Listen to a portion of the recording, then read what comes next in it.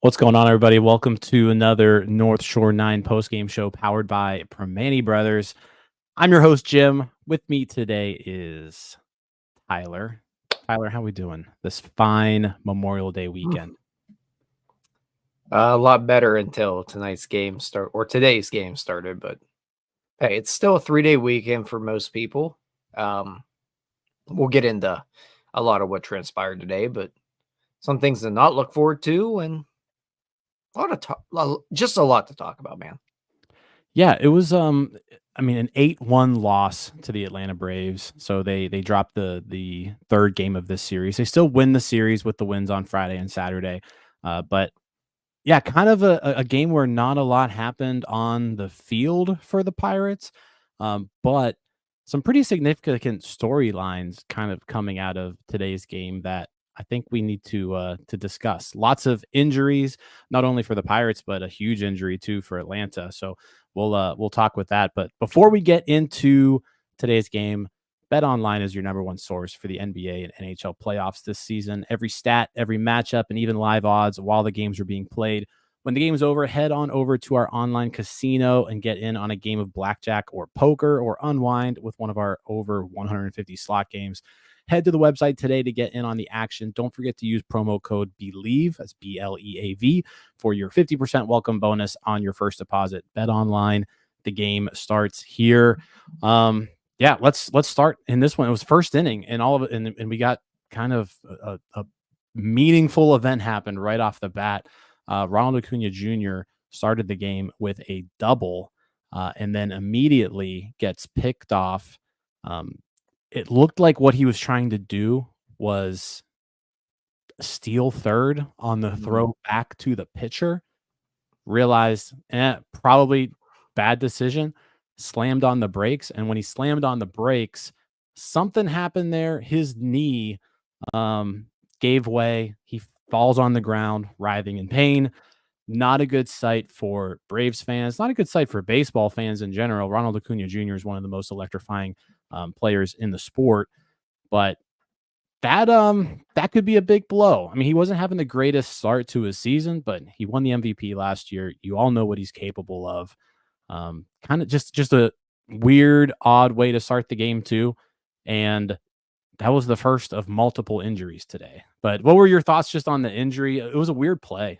Yeah, it wasn't. I think Bob Block said it on the broadcast that you don't really see that on dirt. You see that more on turf or even grass, but it didn't look good. Any non-contact type of injury in general, normally it's not a good sign.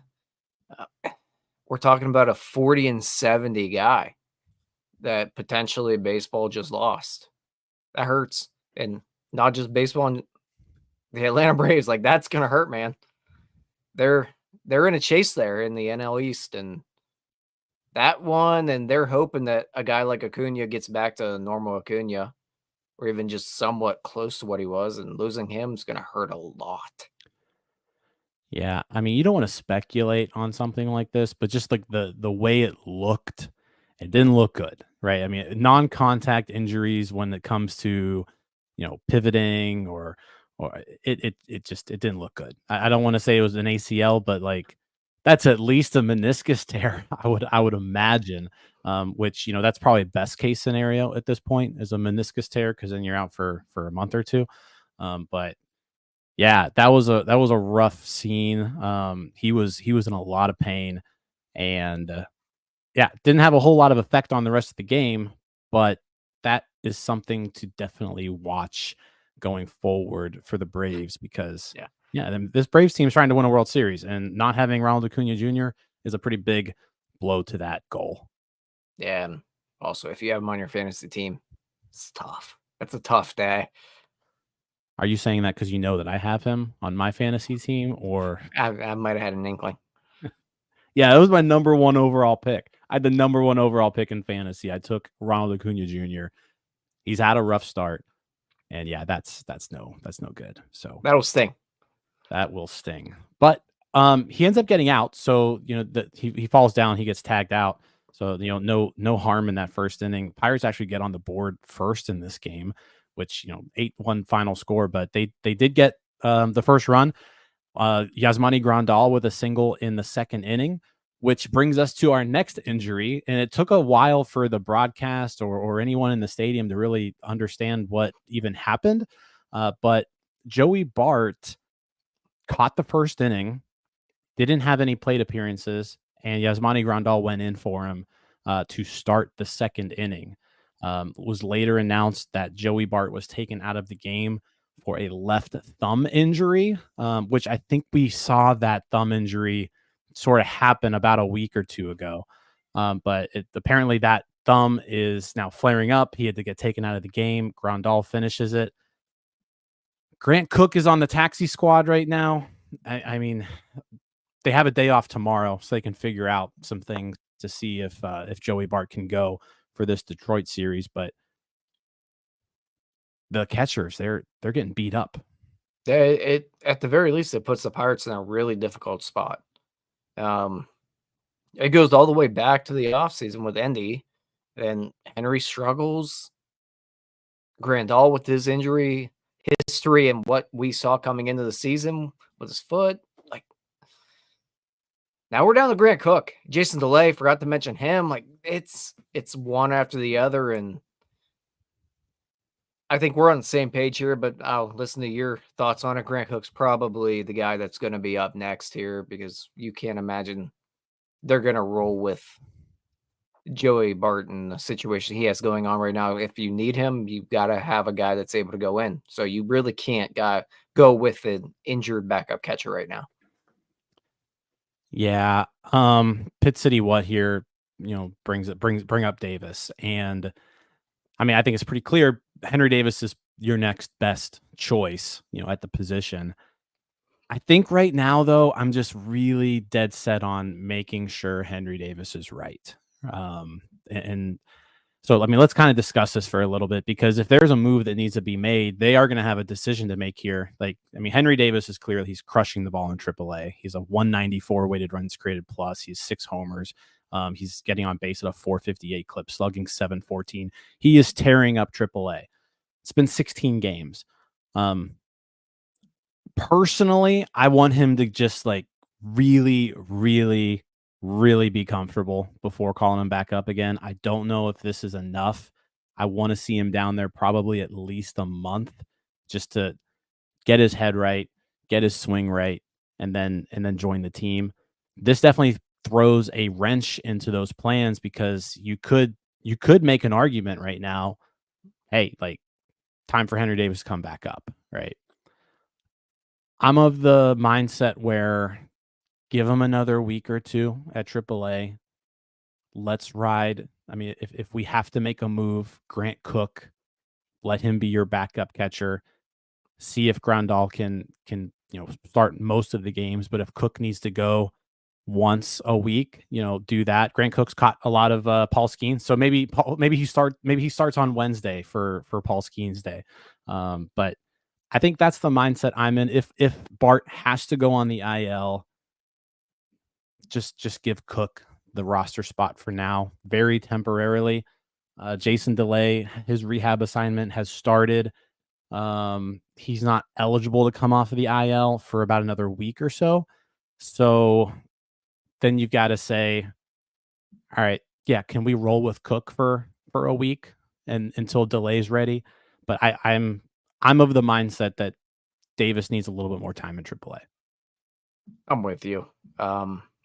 It's only really been 2 weeks from him at this point, and we're talking about his numbers really being pushed by a few good outings, and one of them being against a position player who was pitching.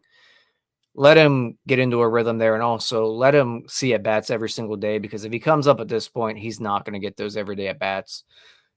give him at least a few more weeks of getting everyday at bats in AAA. Don't call him up right now because Grandal's probably going to take the workload for a little while. That's an assumption based on Joey Bart at this point, but really you'd assume Grandal is going to take the workload right now. Just you go probably Cook at that point, or maybe if I doubt it, the next option other than Henry Davis would be Carter Benz, I'd guess. Right. That would probably be it. Yeah. But that's where I'm at, where I'd prefer to just let Henry Davis hang around a little while longer down there. Yeah, I think we agree on this one. So there was that whole storyline that came out of this game. So look for, like I said, off day tomorrow is certainly helpful because then it gives them at least a day to kind of diagnose things and see how Bart feels. So hopefully Bart feels okay, but if he's not, they are going to have to make a roster move there for Tuesday. But to continue on the same storyline here, so that was the second inning. Pirates take a 1-0 lead. The Braves do take the Braves do tie the game in the third inning. Ozzie Albies with an RBI double. He gets thrown out, stretching into third on just kind of an overall weird relay play there. Actually, kind of interesting thing there. Ozzie Albies, his chain broke while he was running around the bases. Forgot about that. And like it was a dreadful relay. Like the throw from right field was terrible. Awful. Nick Gonzalez's throw home was not great. And then Grandal was able to cut it off, get Albies at third. But Albies, his chain breaks while he's running around the bases. And I'm pretty sure if that chain doesn't break, he's safe at third. Because the whole time from second to third, he's like holding on to his chain. He grabs it. He like ends up putting it in a ball. Off. Like he was very worried about the chain. So so that worked out in the Pirates' favor. The broken chain, it worked out in the Pirates' favor. They got the out, but it was just an amusing moment. The Pirates got 2 outs today because one guy potentially shredded his knee and was laying on the field, and another guy broke his chain and couldn't finish running to third base. Yeah. So yeah, 2 out of the 27 outs were a guy laying on the ground in pain and a guy who was clearly thrown off his game, worrying about his chain that had broke. So it was. If you want to know how the Pirates pitching performance went today. Yeah, I will say, and they still gave up 8 runs, right? Like they still lost 8-1 with all of that happening. Yeah. So, but to go along there in the third inning, Martin Perez, there was a ground ball to Connor Joe at first base. Perez had to run over to first to cover the bag. I think that was against Jared Kelenic was the runner there. He's safe. And Perez tweaks his groin. You can tell he's wincing in pain. Couple warm-up pitches. He didn't really look great in the warm-up pitches, but they keep him in the game. But then he's pulled after 3 innings with a with a leg injury. So hopefully there's 2 off days next week. So if there is a time to get injured, I guess, as a starting pitcher, it's now, because there's 2 games during the week, 3 games during the weekend. Like Martin Perez really doesn't need to pitch again until Sunday of next week. So there's plenty of time to kind of figure out what they want to do there if he needs an IL trip. But that's another wrench thrown into things here. If Perez does have to go on the IL and miss a couple of starts, Quinn Priester, he started today for Indy. He'd probably be next in line to get another shot at this thing. I would assume so. It would be Priester, and really, depending on the severity of it, potentially if he has to miss 1 start, you could probably pull this off so that he only misses 1 start because of the off days. But I'd agree with you that Priester's probably the answer. I know we might hear some Domingo Germán talk that might come up here at this point because he's up to 85 pitches, I think. He's been bad. He's been really bad. Like, don't get me wrong, he's been awful. But also, they signed him for a reason. He's major league caliber according to the Pirates, and I wouldn't be shocked if he's closer than we expect. Maybe it's not this injury, but If something else goes wrong, he's probably pretty close. So I would think it's going to be Priester, but if anything is off because of all the off days built in, they will have their choice here. I mean, you could theoretically with the off days just skip a start too. Yeah. Like they'll have that Yeah. luxury with the 2 off days this week if they want to go that route. We've done I way too much with this whole roster where we yeah. just are missing players, so let's not. Yeah, so we'll see though. But yeah, I mean, you mentioned Domingo Herman. He's had 2 starts in Indy, 6.97 earned run average. He's not been good there. Um, I don't think he's quite ready for the majors. If they did want to call on him, but Quinn Priester is absolutely like he's your guy. He's your 6th starter at this point. So if you need a guy to make a spot start, I think Priester is your guy. Ryan Barucki, there was a question here in the comments. Barucki could get an opener role soon. He is throwing, but I don't think he's necessarily all that close to coming back. I wouldn't expect Barucki back for at least well over a week or 2. To kind of get built back up. So that's gonna be a while. But again, hopefully Perez is fine. But he had to get pulled early today, and that ended up being kind of the change in the game. Really, Perez leaving, Carmen Majinski coming in, and Tyler Carmen Majinski's been terrible since his call up. I think we were all surprised when the Pirates left him off the opening day roster. But they must have seen something during spring training that they didn't like, because this Carmen Majinski is bad. Like he's pitched in 4 games now.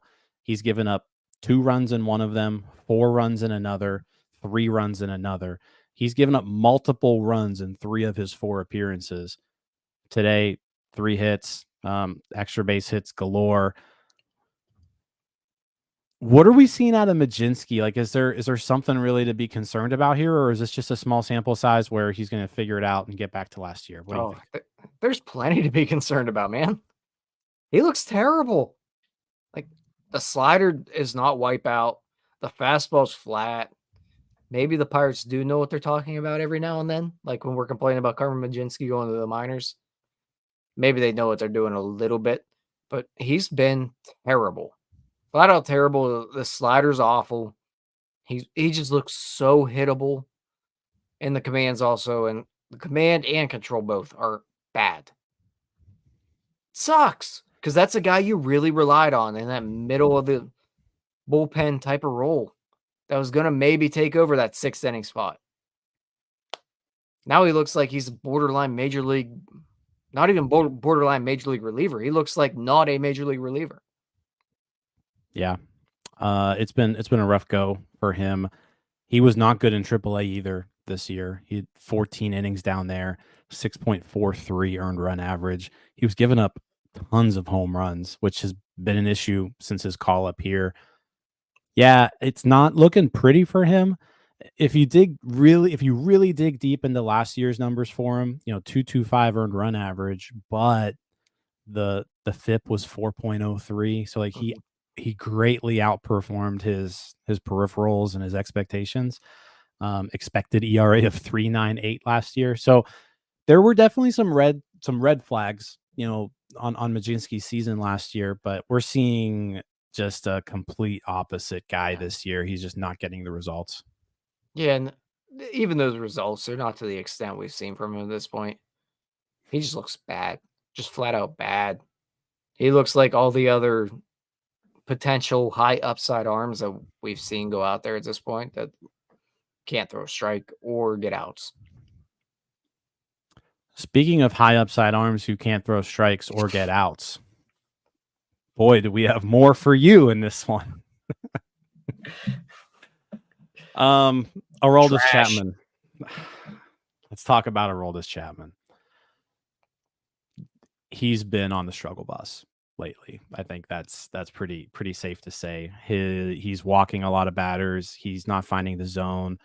From a pure like runs given up standpoint, he's actually had a okay May. Like the earned run average is decent, but it's just he's not able to finish innings. He's throwing the ball all over the place. And here's what I don't understand about Chapman, and it makes me so annoyed. He will do this thing where he comes into the game and it's like he's not ready to go. And we see this over and over and over again. He comes in and he's pumping 94, 95 on his fastball. 94, 95. He throws a 95-mile-an-hour fastball to Matt Olson, who then proceeds to deposit it in the Allegheny River. Just a nuke, just a complete nuke against Chapman. That, puts more runs on the table there. But then he decides, hey, you know what? I guess I'm going to start throwing hard. They hit a nuke off my 94, 95 mile an hour chicken shit stuff. So let me now start throwing hard. All right. He at least started throwing harder. 100, 101. But the command's not there. Like, he was throwing strikes, but he's throwing strikes in the middle of the zone, too much of the zone. Adam Duvall, bang, home run on a 99-mile-an-hour fastball. Louisville grad, Adam Duvall, by the way. Go Cards. But just it's been a pretty dreadful stretch here for Chapman. He's either missing the zone or he's giving up runs, or both. Today, 2 home runs off of him. You just can't do it. He's been bad. He's terrible. Plain ERA simple. 5.19. 5.19 ERA. Terrible. $10.5 million. Terrible. I said it the one show. If he were not being paid $10.5 million, he's a DFA candidate tomorrow. He's terrible. The guy can't get outs. If he's not being paid $10.5 million, he's not pitching in the 8th inning. He's bad. He has not done anything well in more than a month. I don't think he's had back-to-back good outings in more than a month. He's been god-awful, atrocious. I don't want to watch this guy pitch anymore. He's a bad person and a bad pitcher now. I don't want either. Yeah, rough outing. Rough month, rough year for Aroldis Chapman. Just get him out of here, man. It's unfortunate because, I mean, you've paid this guy $10.5 million.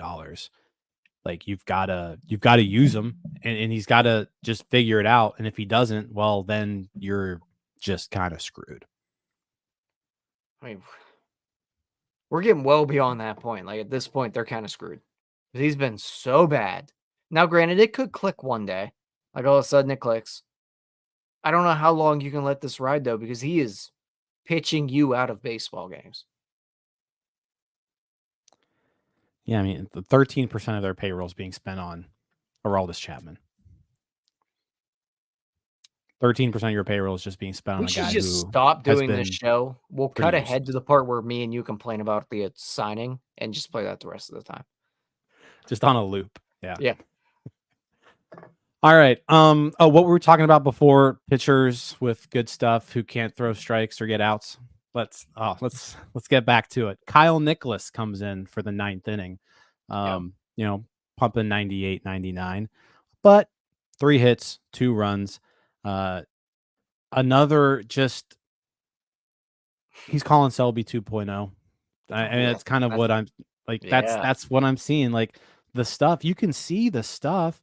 It's just he has no idea where it's going, no command of it whatsoever. And when it is in the zone, it's getting too much of it. And people are like, the Braves weren't fooled by Kyle Nicholas's stuff today. 2 runs pretty quick off of him. His ERA now up to 6.75. He's had another dreadful May as well, but it's just too many of these guys. And you need someone to pick it up, because with the lack of Barucki and Moretta, right? Those were 2 guys you were relying on to get to the back end of that bullpen. Without them, you need somebody to pick it up. And, shout out to Hunter Stratton, had a really nice bounce back outing today. We haven't mentioned him yet, but he was really, really good pretty much all season. He blew up his last outing, gave up 5 runs. Today, really nice bounce back outing, 2 scoreless innings. So shout out Hunter Stratton. Good job. Let's get you back on a roll. But Kyle Nicholas, another one of these guys who you need them to step up, and he's not. No, you need, they do have a handful of these high upside arms where you can see the stuff. And going back to that first Paul Skeens start where Kyle Nicholas comes in and he strikes out the first hitters. The problem with him is that when he loses it instantly. Like, it's gone, and it's not coming back that outing. And we've seen a lot more of that where he doesn't have it at all. You mentioned Hunter Stratton. I think we've seen a lot more good than bad from him, I think. Like, lately it was maybe recency bias where he looked a little rough the last few outings, but today he looked electric again. That's the problem with the Kyle Nicholases of the world, where you don't get those full outings where they just look electric. When they lose it for weeks at a time. And when they have it, it's just maybe an inning or so, and then they're gone again for weeks. Yeah. So maybe Hunter Stratton's that guy that steps up here going forward, but I think where we're at here is that we don't believe it's going to be Kyle Nicholas. Well, I think it would be different for Nicholas too. Like, I would have a little bit more faith if at any point in his career he's shown that he's capable of throwing strikes. Yeah. But it's just something he's struggled with forever. And it's not something that's magically going to get better at the major league level. It's not that he was, just subpar at it. Does sometimes. Like, Because, Jared Jones. you talking about Jerry Jones, I was going to bring him up. Like, Jerry Jones, it wasn't his strong suit, right? But he was never terrible. Like, he was never extremely wild. But Kyle Nicholas has always been extremely wild. Like, he cannot throw strikes. And he's clearly still having that issue at the major league level. And he's not fooling hitters. I mean, the guy hasn't had a walks per 9 below 5.8 since he's moved to AAA. Like, he's walking too many batters. So frustrating. Yeah, just to add one more thing to that, I think another frustrating part is a guy that we didn't see today, and it's Luis Ortiz, because I think he's the guy that you would expect to take that step forward, especially being in the bullpen. He's been somewhat effective, but at least personally, I thought I would see a more dominant Luis Ortiz that looks like he looks like the guy that we saw when he came up at the end of 2022, where he was just lights out. The fastball was electric. The slider was electric. And you knew that could work in a lower dose. But we haven't seen that from him really in 2 years. Yeah. Offensively today, not a whole lot. Chris Sale, he diced him up. He's been extremely good all year long. 7 innings. He gives up just 1 run today. Strikes out 8, 4 hits. He's 8-1 now on the year. This dude is just he's having a hell of a season, that's for sure. He hadn't given up a run in 3 straight starts, so the Pirates at least got a run off of him. I guess you can call that a win. That's something the Red Sox, Cubs, or Padres weren't able to do. But at the end of the day, 8-1 is the final. They lose. Offensively, Connor Joe with a couple of hits, Edward Olivares with a hit, Yasmani Grandal RBI single, Brian Reynolds with a single. So that's it. That was nothing. All there was. Yeah. Michael A. Taylor, really, really impressive catch in the 9th inning after the game was done. So there was that. But in true Michael A. Taylor fashion, 0 for 3. His OPS now in the low 500s. They need to get. I mean, the defense with him has been awesome, but you do need to eventually get something with the bat out of him. It's almost like someone here called that, but we're not going to say who because we can't let that person get a big head. Oh, it's huge. Can't get any bigger. All right. Is that everything? Yeah, I mean, like 8-1 loss. We talked 29 minutes about it. I'll say, I think we did a really good job talking and making an 8-1 loss somewhat interesting. I don't know about interesting, but we got through it. We powered through. We did. We appreciate all you all in the chat who are joining us live, everyone listening to this. Happy Memorial Day to everybody. Hope you all have a great Memorial Day weekend. Have a fun, safe Memorial Day tomorrow. Pirates are off tomorrow, so we'll have Starbucks for you in the morning. Probably won't be at our normal 7 a.m. time. Probably push it back since it's an off day. Probably 8 a.m. Is that an executive decision? That's an executive decision that I'm not getting up at 6:40 a.m. on a holiday. So, yeah, Starbucks will happen tomorrow. It'll just be a little bit later. Let's just say that. Donardo has no idea yet. He'll find out. I think we did talk about it a little bit, but yeah, that's 7 a.m. tomorrow. That ain't happening. That'll work because it doesn't matter to me. You know what I'm gonna do? Park my butt on the back porch and I ain't moving. Yeah. Although I got to go buy a grill tomorrow. no, that's not it, Jim. I got to buy a grill tomorrow. And All right. I got to buy a grill tomorrow. Jim and I are buying swimming pools tomorrow. I might buy a swimming pool just for the hell of it. Like one of those above ground, cheap $300 swimming pools to just jump in. Yeah, why not? Maybe we can do a post-game show from our above ground pools this summer. It's a good chance. There we go. All right, guys. We're out. We appreciate you all. Like the video, subscribe to the page if you haven't. Also, RSVP to the NS9 tailgate, June 22nd, Pirates Rays. It's Andrew McCutchen bobblehead night. We're doing a tailgate outside the stadium. RSVP. It's being sponsored, catered by Primanti Brothers. So show up so we know how many sandwiches we need to get for you, and make sure you do that RSVP. The link is in the description of the show on YouTube and on your podcast app. So go ahead and RSVP to that. But other than that, that's all I got. Have a good weekend. Have a good day on Monday. Peace out, guys. Peace out, Scouts. Hey, you all. Thank you for watching. I know we try to provide the most entertaining content that we can, and we'd love to spread it to as many people as possible. So I know it doesn't seem like a lot, but if you could take the 5 seconds to like this video and subscribe to the page, it helps out so much more than you know. Thank you, and let's go Bucs.